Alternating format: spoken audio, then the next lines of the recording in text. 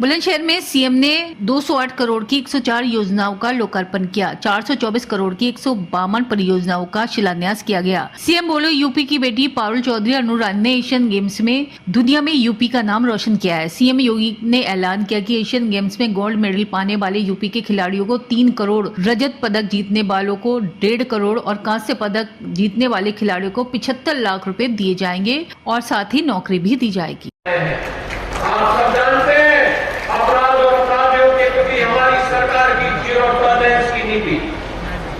सुरक्षा में जो सेल लगाएगा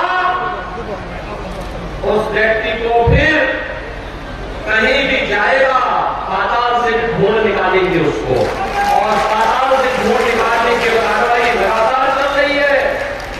लगातार उस अभियान को आगे बढ़ाए हुए हैं। उद्योग लगते हैं, कारखाने लगते हैं, रोजगार का सृजन होता है, खुशहाली आती है, अभियान तेजी के साथ आगे बढ़ता है और यहीं से शुरुआत होती है राम राज्य की स्थापना का। जनवरी में अयोध्या में प्रधानमंत्री जी के कर कमलों से भगवान श्री राम के भव्य मंदिर के रामलला विराजमान होंगे, तो राम राज्य की पहले सुरक्षा से ही शुरू होती है। ये शुरुआत वहीं से शुरू होती है और उसी अभियान को आगे बढ़ाने के लिए आज हम सब यहाँ पर आए हैं। ग्रामीण और शहरी क्षेत्र में 4 करोड़ परिवारों को, जिसमें ज्यादातर बालिकाधिकार बहनों को दिया गया, प्रधानमंत्री मोदी जी ने घर का उपहार बंगले देकर के लखपति बनाने का काम किया है।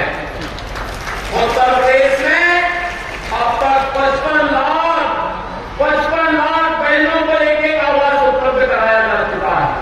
देश के अंदर 12 करोड़ शौचालय बन जाना और उत्तर प्रदेश में 3.25 लाख शौचालय का बन जाना, यह भी नारी गरिमा का प्रतीक तो बनाई है।